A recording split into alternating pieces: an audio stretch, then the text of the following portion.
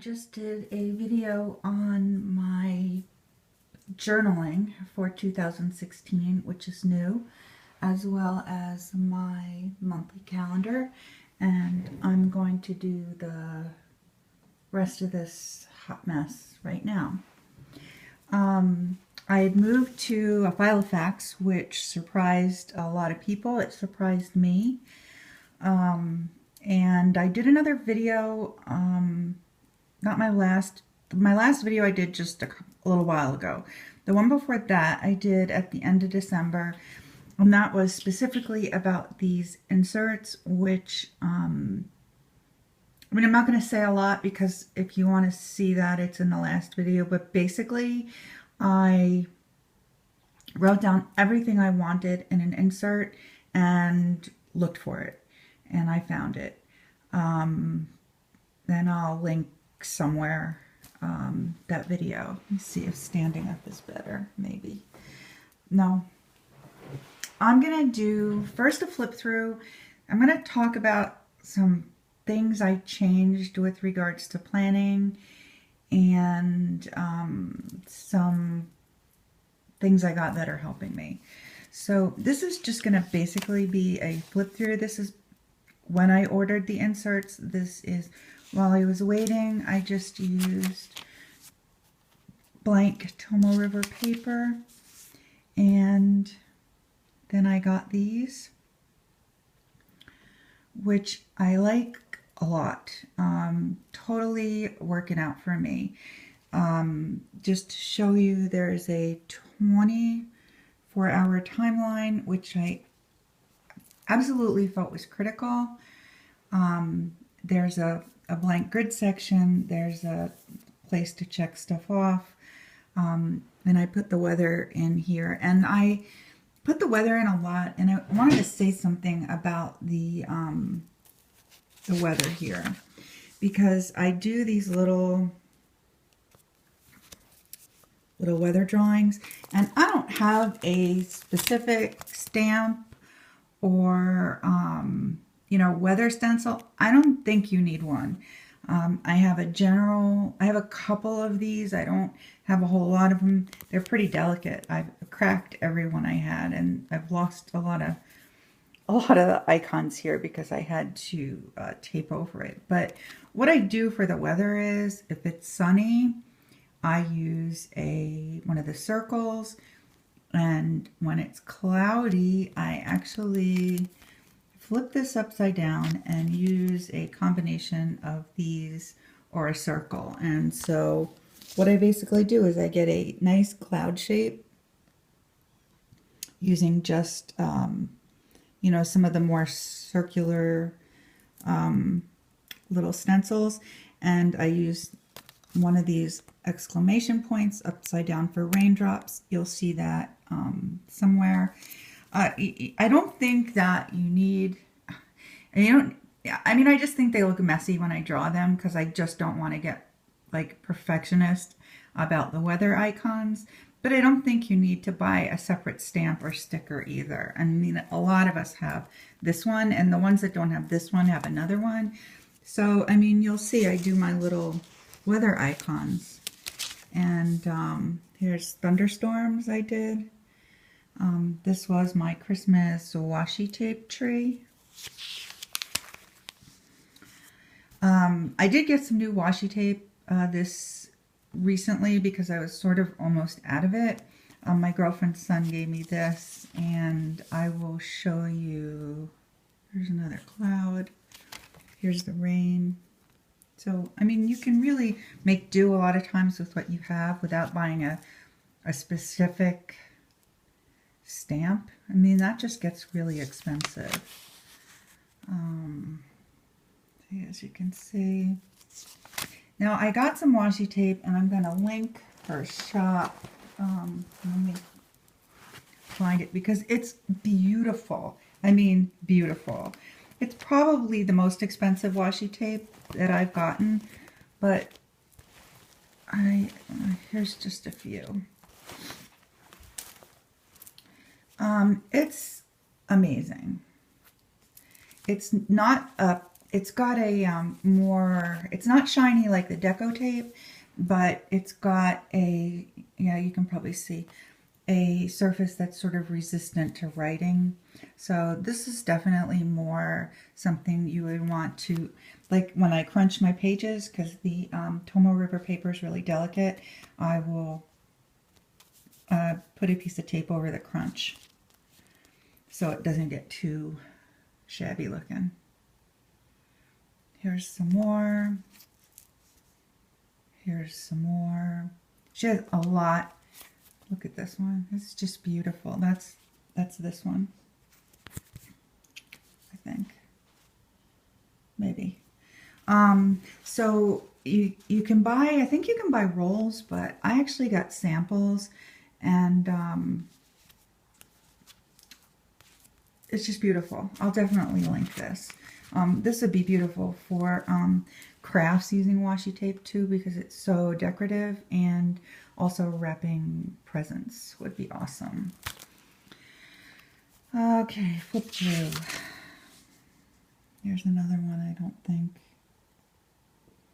I mean, really, how pretty is that? So in between the daily pages, I have monthly pages that are tabbed by number at the top. Self-tabbed. You know, I didn't have to put those in. Here's another one. Now, I was sick all of December. I was really sick and was hardly online. I didn't do that much. I didn't journal that. I didn't clean that much. I'm trying to catch up now. But I was sick. I was sick all of December, and when I finally went to the doctor on the 31st, and they obviously said, "What took you so long?"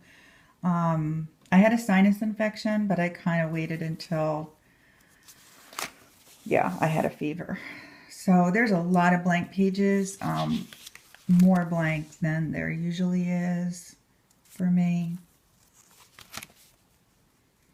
And I am starting to feel better. At this point, actually, this was the last day on my antibiotics, so I'm feeling significantly better.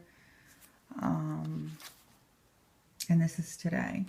So what's new? The first thing that's new is I got these from Staples a while back. They are like 3-ring binder, you know, like divider bookmark things.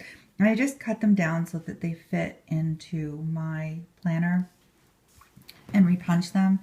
And it's just easy to find my day this way. I don't, you know, because the paper is somewhat delicate, I don't want to flip through too much,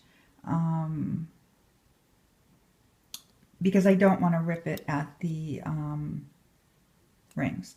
And I just ordered the reinforcements for these, so I'll be getting them soon. It won't be such a big deal. But so I tried to think this year about what I'm doing to do things better. I can put 8 little boxes and say water in my planner forever, and actually I have done that forever. It doesn't make me drink water.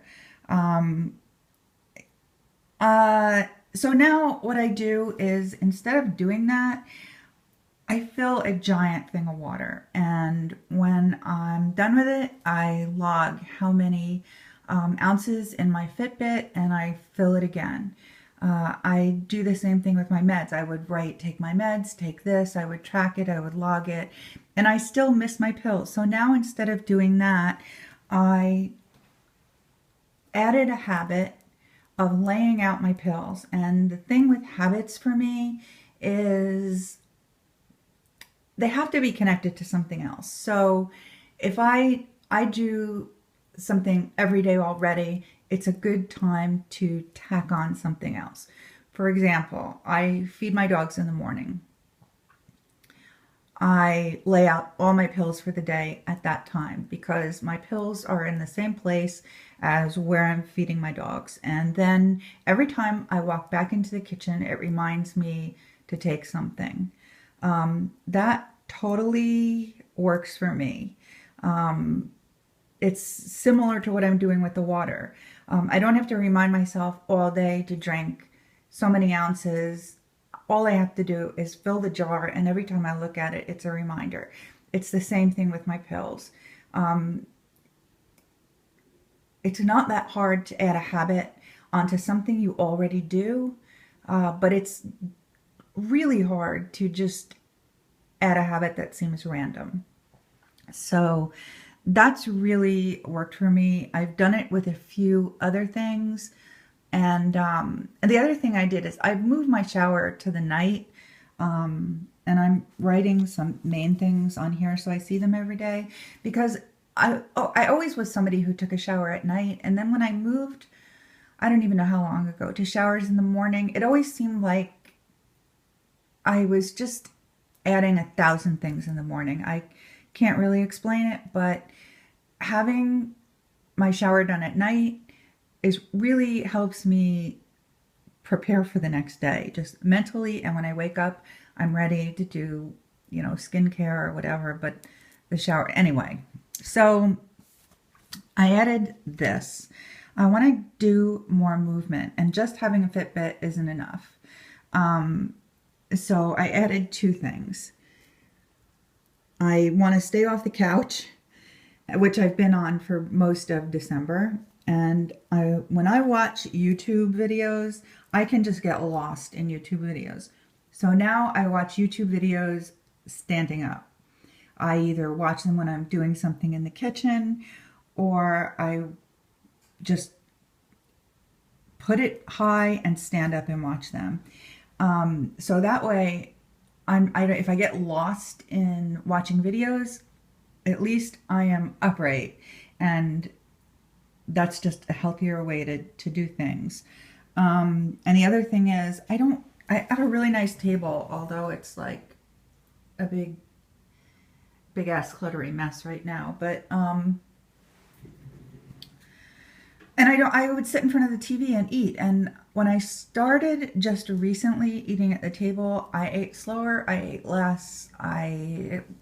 So now my goal is these are like 4 main goals I have for myself every day, which is stay off the couch, watch YouTube standing up, meals at the table, and shower at night. And those are like new habits I'm building.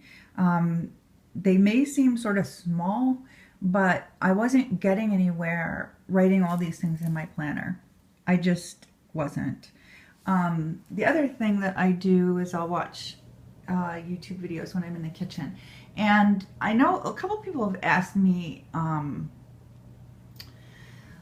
like in my planner, I'll write kitchen to 0, and that's the way I clean most days.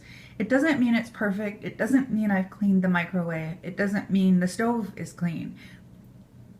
What it means is that when I look into the kitchen, I see 0 stuff for me to do. So I don't see stuff laying around. I don't see stuff in the sink.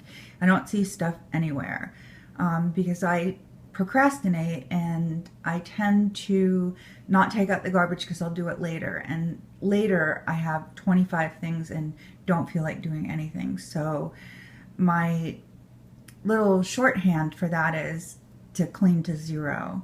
I do it in all the rooms. It's sort of like, it's not really a light pickup because, I'll clean counters and stuff. It's basically when I go into a room, I can sit down, and anywhere I look, there's nothing pending for me. So, those are like really important things. The weird thing is, we look back on our planners, and we want the days filled, and we want them to look nice, and we don't want to have a lot of blank spaces or a lot of things unchecked. But the truth is, if you go back and you look and see all the things unchecked, what you're seeing is what you're doing is not working for you. And I think that that's a valuable thing. I don't think you should stop doing that. Even if there's a lot of blank spaces, even if there's a lot of things unchecked. Those represent all the things you want to do in a day, or all the things you want to do to make your life better. And not checking them doesn't mean you don't want to do them.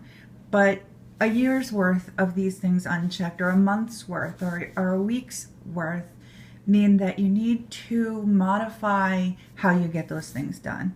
And you know, those are my, those are basically my thoughts on that. It's what works for me. It's looking at your planner and evaluating if you're getting the things and goals you want done. The other things I have in here is I have sort of like an information section. I have like you know, the emergency information, snail mail addresses, anytime I talk to a technical support or a customer support, stuff I've read, and meals that work for everybody, which is few and far between. With the addresses, what I've been doing is I rewrote my address pages, and I'm just adding to them gradually, because some of them, you know, you don't end up needing after 5 or 10 years. And so I put people's addresses in here, and if there's somebody who I want to send a Christmas card to, I put a big C. And because I kind of get like at the end of the year when I'm writing Christmas cards, I just don't ever know who I want to write them to, and some I got out very late. Matter of fact, some I know went out and ended up being after Christmas. So now I have the addresses I want, plus I'll have a record of a Christmas card list, all in the same thing. So these pockets, a lot of people have them, but they're really good. I think they're Day Runner, and I just have the stuff I tend to use in there. And if you saw my other video, you'll know I bought these 2-day per page inserts, which are similar in that they're grid, they're dated, they're Tomoe River paper, but they have a somewhat compressed and 18-hour calendar instead of the 24-hour calendar. I mean, these are in military time. If you worked anywhere where they used military time, that's not going to be an issue. You really can get used to it. I worked in a hospital for a really long time, and we always did military time, so for me that's I'm okay with it, but I know I wasn't at first. So, you know, if you're put off by military time, you know, just give it a chance. So I ended up not needing these for overflow, and I think that that's really, might be because I was so sick in December, but right now I'm just using them in a whole other section with a whole other, you know, thing here. Just tracking like health stuff. So I put my vitamins in there, put how many steps a day in. Yeah, 3,000. I'm not really too active. And also what I eat. And I'm just like not making myself crazy with calories, because then I just stop doing it. So I'm basically getting some idea of calories, and but not like anally, you know, if I don't do it, that's fine. And the steps, and that's that. So I think that might be it. I will link all this stuff in the bar. Now the some of this stuff is a little bit challenging to get because the inserts, the Tomoe River inserts, are like only available in Japan pretty much. But if you look at my last video on these, I have links if you're interested. I actually think, oh, there was one more thing. Tabs. I don't like the tabs that were available to me. I also got these from Japan. They are very small. They are multicolored. They're not twisty. They're not scrolly. They're not too big. They are not repositionable. In a perfect world, repositionable tabs would be great, but I haven't found any that didn't really slide around awfully soon. And I was really disappointed with the Girl of All Work tabs. I mean, they just were the worst, and they probably cost me $10 or more. They should be ashamed. Now these are permanent, so you can't, you know, reposition them or take them off, but they were really inexpensive. And if I had to cut off the tops, I could cut off the tops. I mean, it would be totally easy. They're double-sided, so you can write on the back. Love these. And I think that's it. And yeah. So I hope you enjoyed that, and I will talk to you guys later.